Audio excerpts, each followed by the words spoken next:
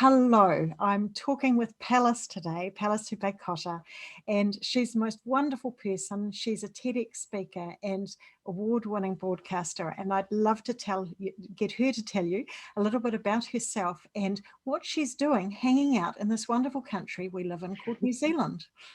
So, Well, thank you, Kathy. I'm having fun hanging out in New Zealand, I'll tell you that. And I'm feeling many layers of gratitude that I'm here in New Zealand, really, with what we've gone through as a collective community across the world. I feel very grateful to be one of this team of my 5 million here. But I've been here since 2011, and I moved over because my husband got a job here, but I was looking for a fresh start. So I was a newscaster in the States. I spent 20 years in the news business. It changed quite a lot. I was ready to do something different. I was ready to do something that I felt had a more immediate and positive impact on the world around me. And I had that opportunity when we moved here. So I reinvented, I pivoted a bit, and I used some of the skills that I had built in the news business and repurposed them to help people get clear about their personal brand, help them position themselves for success or pivot in a new direction. And these are things that are coming in very handy right now, I have to say. And so you're a living example of what you're talking about, and that's fantastic. And so it's going to be great to get your wisdom on that today, as so many other people are looking for what ignites their fire, what helps them to pop, if you like, to use your words of making your life pop. So just as we're starting, I'd love to know what you think are the current challenges in the education system. Well, it's a big question, isn't it? I'll preface this by saying that I'm the mother of 2 boys who are in university now. So I have weathered the entire gamut of, primary school years to getting through NCEA, and they were both here for high school doing NCEA. I found that with my 2 boys, I love them. I think they're special. They're amazing. They were not top of the class students. So I found the biggest challenge was that they floated around in the middle a little bit. So schools and teachers are under a lot of stress, and they always need more resources. So you tend to find that the people sort of at the bottom and at the top tend to get quite a lot of the attention. And in the middle, that's where they can get lost, because it is, in fact, up to the children and the parents a little bit to find ways to connect, to get them to engage. So my challenge was getting them to engage with what they were learning. Okay, you're just freezing a little bit there, Pallas. We're hearing what you're saying, but the picture is freezing. So just letting you know that you were freezing there. So the next question that I've got for you then is, and what do you wish you'd learnt at school? What do I wish I'd learned at school? I wish that I had learned it was okay to fail. I wish that I had learned that trying something new because you were interested in it should be the driving factor for studying something. I learned it eventually because I did that at university. If I'd done what I was particularly good at, it would have been English. But I decided in university to study politics, philosophy, and economics, big, chunky subjects that I didn't think I was ever going to study once I left university. So I didn't care about the grades. I cared about the experience, the learning experience. But it was something I decided after spending all this time in school, and with, of course, the way that we need to standardize tests and figure out where people's strengths and weaknesses are. And the way we do that is by testing kids. Grades do serve a purpose, but they also they deflect people away from taking chances, taking risks, and learning for learning's sake. And that's so much of what we're needing to do at the moment, isn't it? Is be able to take those risks and learn more about ourselves and see where that's going to take us without necessarily knowing the answers. Yeah. Precisely. It's a scary thing to do. And it's scary because the world sort of rewards winners. I'm actually, has just recently interviewed someone who wrote a book. She was a silver medalist in the Olympics, but she was a silver medalist. And she immediately asked herself, does that mean I won or not? Now, to me, that's so telling. And I think the way we've created our academic system, and with 2 and 3 hour prize givings at the end of the year, rewarding the same students for the standards that they've achieved, isn't necessarily reflective of someone's ability to succeed or their strengths. it's funny that you talked about that, Pallas, because I was talking the other day with somebody who has represented New Zealand at an international competition, right? And they did really, really well. And we were talking about what's something that you're proud of. And this person said, actually nothing. They're not proud of anything. And So powerful. Then we heard that they've represented New Zealand at this international competition, right? And I mean, how many other people do we know have represented our countries at international competitions? And it was not something that they had ever thought of being something to be proud of. We undervalue our effort, and I know that is sort of the difference between a fixed and changed mindset, that this idea of grit is someone who's willing to go in and try it again and again. And we encourage it with these words, but in some of our institutions, in some of the way we design competitions or grade people, then we actually depress the incentive or impulse to jump in and dive in and feel good about what we've achieved, even if it isn't an A or a gold medal or a gold star or whatever. Yes. And that's part of that, isn't it? It's about identifying our strengths and our passions so that we can bring more of them to the fore. And that leads us very nicely into our first question, Pallas, which is, how have you been able to build on your strengths and live a life aligned to your passion and purpose? Well, my strength has always been communication. In the beginning, it was writing as a kid, or reading and writing, I should say, and absorbing words and then using big vocabulary words and then writing. And one day at probably age 11, I got up and spoke in front of a large group, and it came naturally. And I was a very shy child, so that was odd. So communication one to many is the strength, if you want to be specific about it. And then that, of course, morphed into what I did for a career, which was the news. And now I do public speaking, but I also do mentoring and I write. I'm doing a master's of creative writing. And so that's my passion project, because I still want to improve upon my early rudimentary fairy stories and turn it into, something far more literary and epic.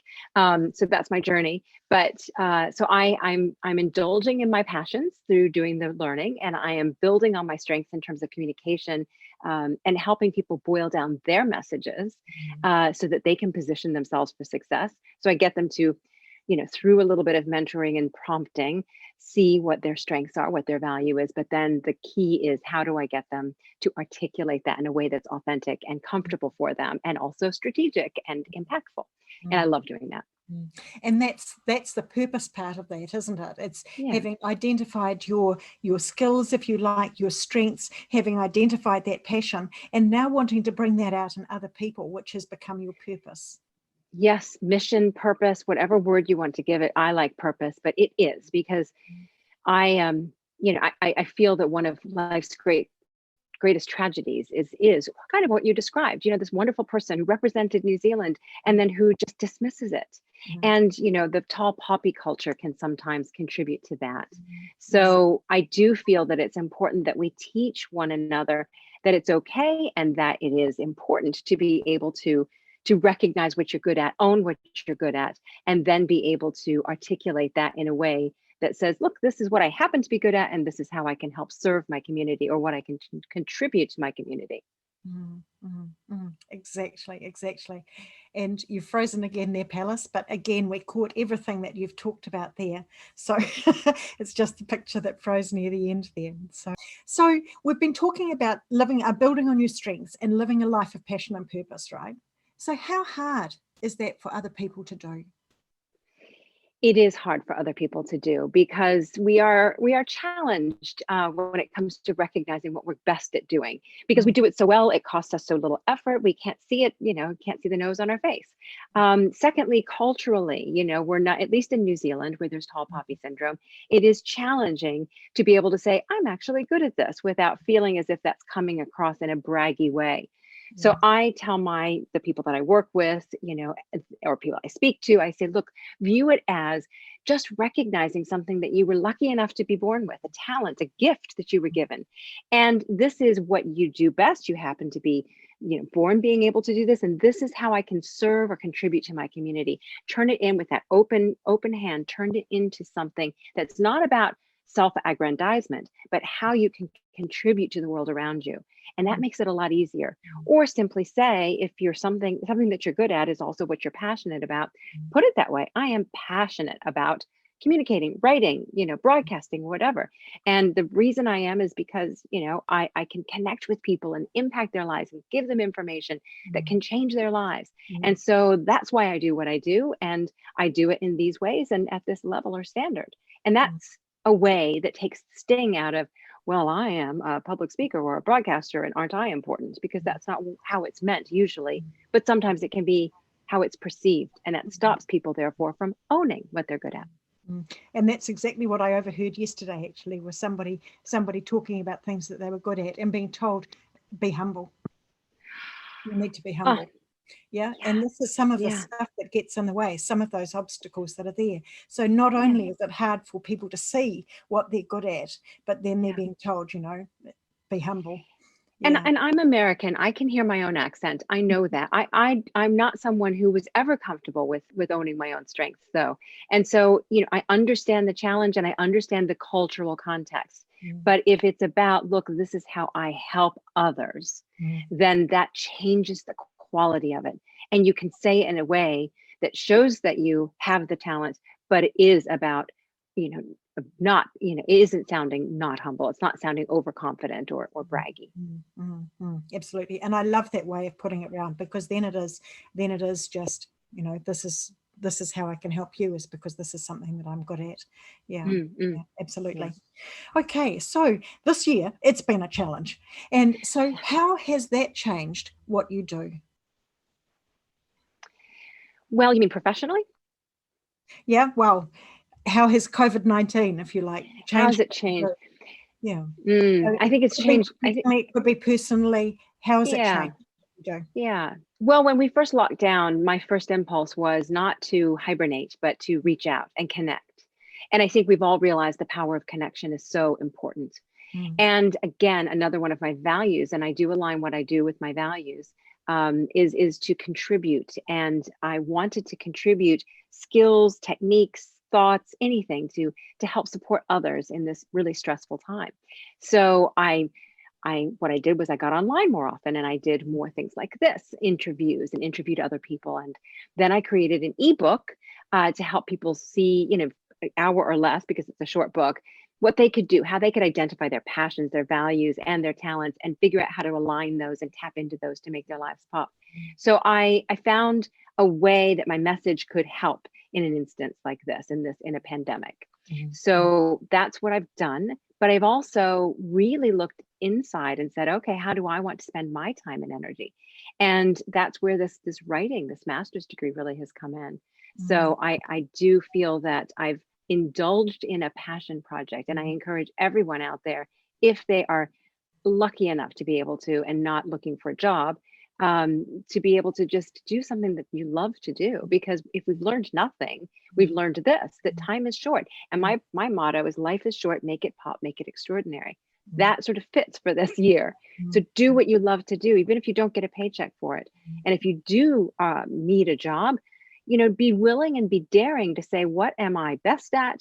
What aligns with what I'm passionate about, and what matches my values? And just say it out loud.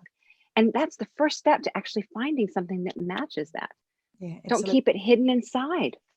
Absolutely. And you're showing that example as well, not only connecting with people, but going, actually, I want to learn more about this, and going out seeking how we can learn more about it.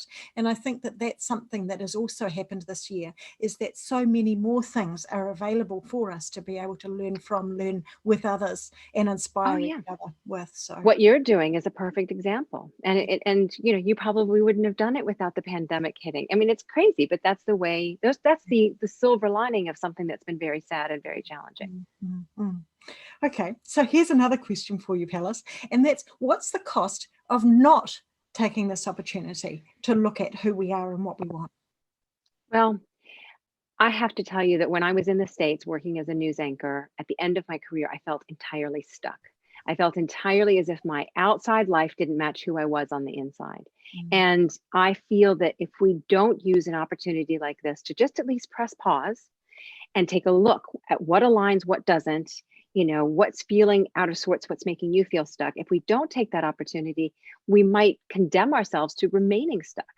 And again, how sad is that when life is short, and could be far shorter than we anticipated.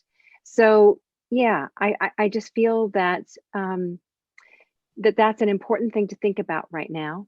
And I think any which way you do it, even if it's just stopping to talk with a friend and say, look, I'm feeling this way, but I'm afraid, because that's what usually stops us, is fear. And have a friend reflect back to you. But you're great at this. Why not? Why wouldn't you? Look at the worst case scenario. Usually it's far less frightening than we make it sound, or we build it up to be by the stories we tell ourselves. So hopefully that's helpful. Yeah, absolutely. And I think that, having the opportunity, I see a lot of people who feel stuck, just like you've described. They've been in this job for X number of years or whatever, and it's almost like they don't see another option. And so and there's always a third way, isn't there? Yes. There's always a third way. Yes. So the danger is if you don't take the step, or you don't start articulating, well, this is ideally what I would want, even if it sounds crazy, then you'll stay stuck, and you won't find that third way. I was talking to a friend today, and I said, way back when, in 2010, when I was still doing the news, someone challenged me. You're unhappy. Well, why don't you change this? Well, I can't change that. The news business isn't flexible, blah, blah, blah. But she got me thinking. And then I said, you know what? I'm just going to sit down and write what I want. And I just wrote out the life that I wanted. Sure enough, within a decade, and it took less than that, I created it. Yeah, that's the first step. Yeah. And I've heard that exact same story from so many different people, that idea of capturing what we actually want on paper. And for you, it was writing. For other people, it's pictures. For other people, it's just bullet points and thoughts and clouds. But the number of people that I've talked to, and myself as one of them as well, by just getting something down on paper, and you look at it 5 to 10 years down the line, and you're going, oh my goodness, look what's happened, and it can be in terms of relationships, it can be in terms of where you're living, it can be in terms of the fulfillment that you're feeling, the joy that you're having in life. And there's still hard times, and there's a heck of a lot of hard times that can go on the way through that, but boy, it's amazing to look back on, isn't it? So it feels like magic. And people often say it's kind of, oh yeah, that's so woo-woo, but it's not. Our brains detect patterns, and so once we articulate it and make it clear with a dream board, or with writing it down, or just telling a friend, then we've put it out there. So the brain is switched on. Okay, look for these opportunities. By articulating, other people then know that you're interested. Maybe they would never guess that you would be, like, people would never have guessed that I would want to lead the news. I didn't go around telling everyone how unhappy I was at the time, but it no longer matched my values. So I needed to make a change. So just by articulating that, then others know and say, this opportunity might be good for you. So it's not magic. Maybe there's an energy quality component about it, but there's also some very strong logic behind it. And so why not try? Why not do that? What's the worst that can happen? Absolutely. And it's almost like it gives yourself permission to be able to dream of other possibilities, isn't it? And releases something there. Yeah. So last question that I've got for you then, Pallas, is what does personal leadership mean to you? Personal leadership means that we take responsibility. We talked in the beginning about schools and about kids and about education. And I do think that a lot of times we are looking elsewhere at others, at authority figures or systems or governments, and saying, what can you do for me because I'm having a problem? Personal leadership is saying, okay, what's my part of this? What can I take ownership of? And what choices can I make? And then at some point you might say, okay, I've gone as far with it as I can, but now it's time to reach out and get help from, an agency or a mentor or something like that.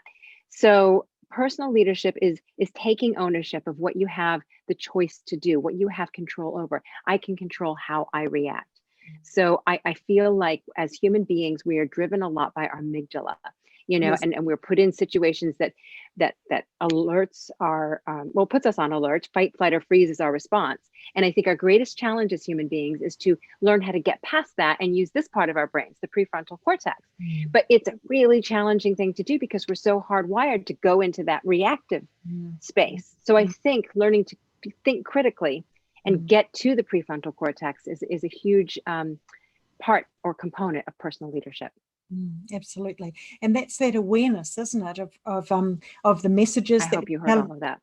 I did. You're frozen again. You're frozen again, but it's okay. We did catch it all again there, Pallas. And so you've just been talking about taking ownership, and so much of that is about being aware of the thoughts that are going through our head. And I know that so many people are like, but I can't do that, but I can't do that, but I can't do that, you know. And so it's that awareness of, well, maybe I can. I could do this.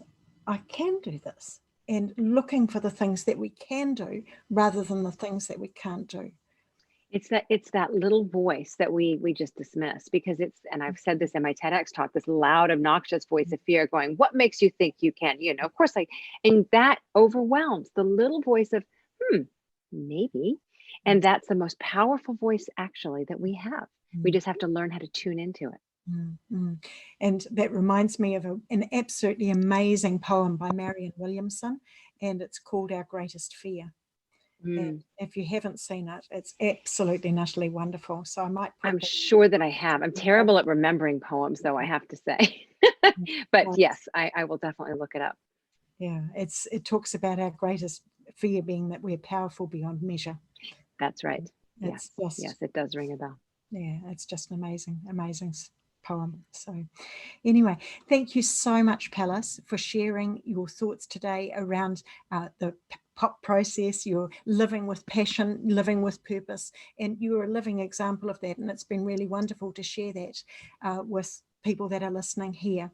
I really hope that many of them will take inspiration from what you've talked about and look for their own passion, look for their own purpose in life, and know that they too can do it. They too can find their path, because when they do, there's so much more fulfillment, there's so much more happiness, there's so much more energy that we can release to help other people in the world. So, and there's so much more. You're very welcome. And there's so much more resilience. I was going to say, you know, we're going into 2021 and it's going to be quite a year. It won't be perfect. It'll be better than 2020, but resilience is the key. And so thank you, Kathy, for the opportunity to share what little I have to offer, but thank you for being the conduit, because you have brought us all together. So much appreciation. Thank you. Thanks very, very much, Pallas.